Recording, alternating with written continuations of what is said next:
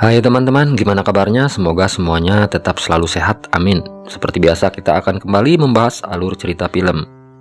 Film kali ini berjudul The Nun, film yang diadaptasi dari buku novel karya Denis Diderot yang sangat kontroversial berjudul Les Religieux.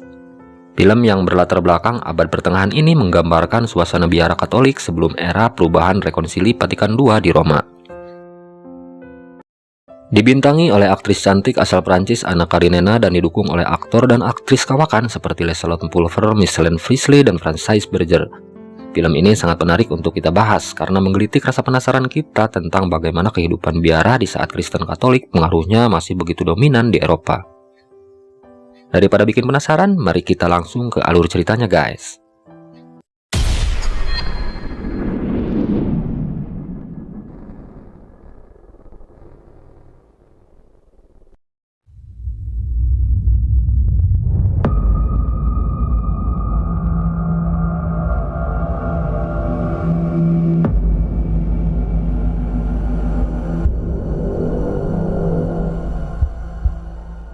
Film menceritakan tentang sosok gadis cantik bernama Mary Susan Simonin yang hidup di abad pertengahan, antara tahun 1920 sampai dengan tahun 1926. Gadis cantik yang awalnya bercita-cita menjadi penyanyi opera ini justru dikirim oleh orang tuanya ke sebuah biara bernama Saint Etrop.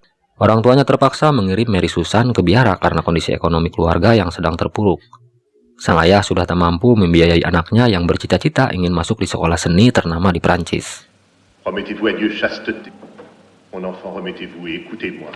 Pauvreté et obéissance. Non, monsieur, non, monseigneur. Vous me demandez si je promets... Cuma satu masalahnya, Mary Susan tidak mau menjadi biarawati karena itu bertentangan dengan cita-citanya yang ingin menjadi seorang penyanyi opera profesional. Dia merasa hatinya belum siap untuk mengabdikan seluruh hidupnya menjadi pelayan Tuhan. Dan benar saja gadis cantik ini menolak saat pembacaan sumpah di depan Pastor Srapin.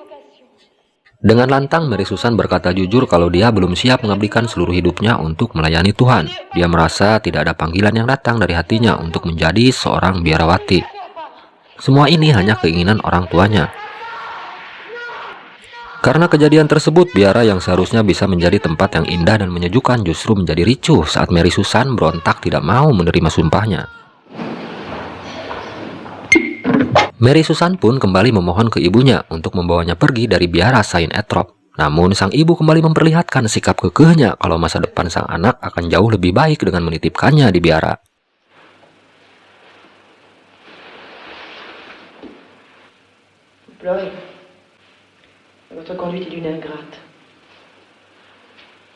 Sikap yang sama diperlihatkan oleh ayahnya. Ayah Mary Susan membujuk Pastor Srapin untuk menasihati anaknya agar mau menjadi biarawati. Pastor pun memanggil Mary Susan ke ruangannya. Pastor Srapin mencoba memberikan nasihat dan masukan buat Mary Susan. Dia mengatakan mungkin tinggal di biara keputusan terbaik buat Mary Susan saat ini. Apalagi kondisi ekonomi keluarganya sedang tidak bagus. Tentu semua orang tua ingin yang terbaik buat masa depan anaknya. Votre mère, plus que vous ne la blâmez, c'est une bonne âme. Que voulez-vous dire?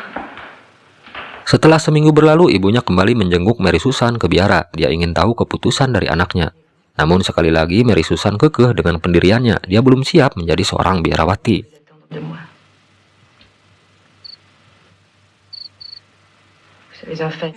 Sambil menangis, ibunya menceritakan masa lalunya. Ternyata ibu Mary Susan punya sejarah kelam di masa lalu. Dia pernah menjadi wanita malam yang hidupnya hanya bersenang-senang, berjudi, dan bermabuk-mabukan. Dia tidak ingin ketika meninggal harus melihat anaknya hidup menderita dan punya nasib yang sama dengannya.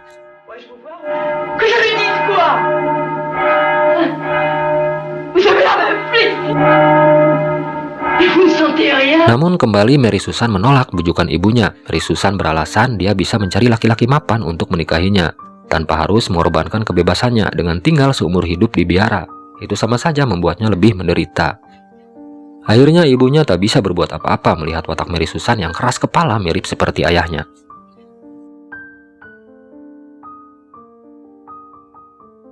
Setelah pertemuan dengan ibunya, konflik batin mulai menyiksa seorang Mary Susan. Hati gadis ini benar-benar sedang ada di persimpangan jalan, antara menuruti keinginan orang tuanya atau mengorbankan mimpi dan cita-citanya untuk menjadi seorang penyanyi opera. Pilihan yang benar-benar sulit baginya.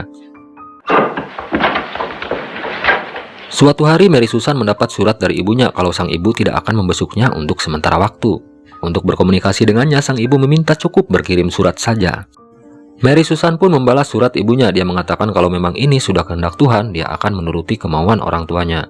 Namun kalau ternyata kebahagiaan itu tak bisa ditemukan di biara, dia memohon agar sang ibu tidak memaksanya untuk menjadi seorang biarawati.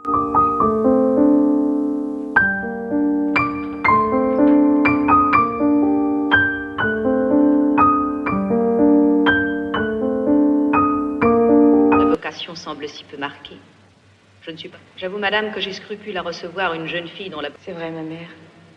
Mais croyez aussi que Soit je crois la première à vous faire cette réponse. Karena skandal penolakan sumpahnya, Mary Susan diasingkan dan dikurung di dalam kamar selama 6 bulan.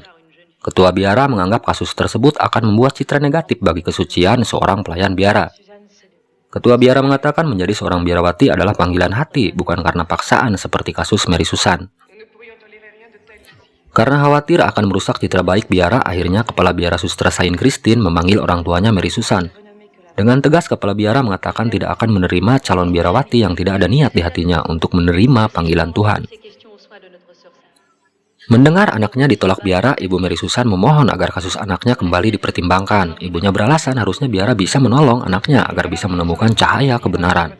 Dan berharap Kepala Biara bisa memaklumi jiwa kekanak-kanakan Mary Susan. Jika diterima, orang tuanya akan menyerahkan sepenuhnya ke pihak biara untuk mendidik anaknya dengan cara apapun, sampai anaknya menemukan jalan kebenaran. Mendengar permohonan dari ibunya, akhirnya Kepala Biara pun memutuskan untuk menerima Mary Susan sebagai calon biarawati baru di biaranya.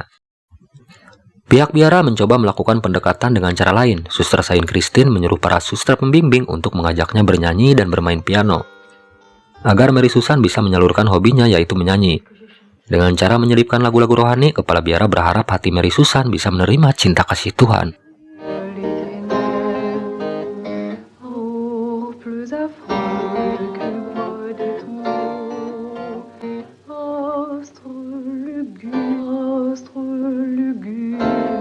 Pola pendidikan yang dilakukan Suster Saint Christine cukup lumayan efektif. Meskipun Mary Susan sempat ragu dan bertanya apakah dirinya terlahir untuk menjadi seorang biarawati, Kepala Biara ini menjawabnya dengan bijaksana.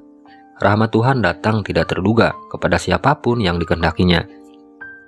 Notre Dieu est un Dieu caché. Vous aimez Dieu, n'est-ce pas? de tout mon âme. Le reste est sans annoncer sa présence. Mais si décidément je n'étais pas faite pour être religieuse. Seiring waktu berlalu, Mary Susan pun mulai belajar meningkatkan pengetahuan tentang agamanya. Karena sebentar lagi dia akan disumpah menjadi seorang biarawati dengan panggilan Suster Mary Susan Simonin.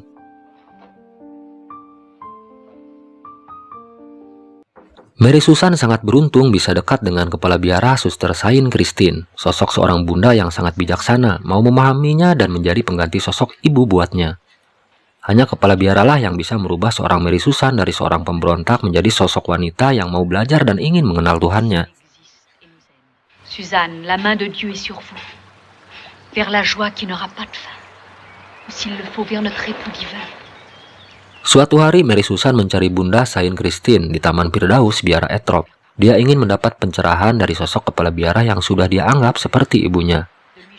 Dia merasa ragu apakah sudah siap untuk mengikuti sumpahnya sebagai seorang biarawati.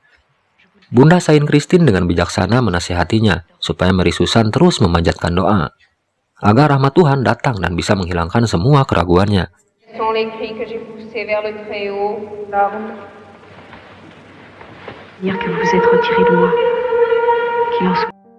Akhirnya tibalah waktu di mana Mary Susan harus siap menerima sumpahnya sebagai biarawati.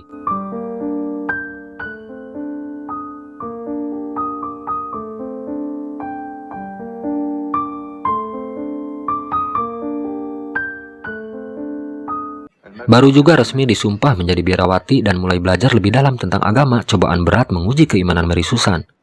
Lewat pastor Serapin, Mary Susan mendapat kabar dari ibunya kalau ayahnya meninggal dunia. Songez que le sort de votre mère, votre naissance est la seule. Adieu, Suzanne. Bukan itu saja, sang ibu berharap Mary Susan bisa melupakannya dan berharap anaknya tetap mengabdikan hidupnya di biara. Ibunya hanya bilang biarkan dia menanggung dosa asalkan anaknya tidak sepertinya. Sang ibu kini kembali bekerja di dunia malam untuk menutupi kebutuhannya. Sementara harta peninggalan ayahnya semua dikasih ke Mary Susan.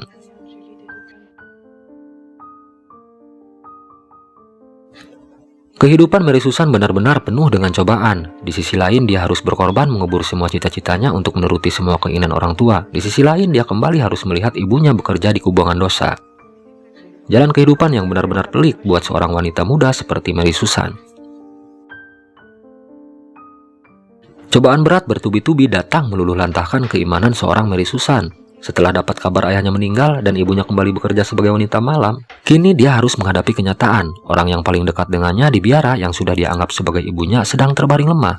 Dan Tuhan berkata lain, kepala biara Suster Saint Christine akhirnya meninggal dunia di usianya yang ke-57 tahun. Contre la sainte obéissance. Pendant le même temps, je vous condamne pendant une semaine le fils à genoux au centre du cœur. Setelah ditinggal oleh orang-orang terdekatnya, sanggupkah Suster Mary Susan Simonin dengan ikhlas menjalani hidupnya di biara?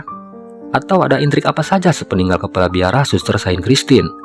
Semua jawabannya akan kita bahas di episode selanjutnya.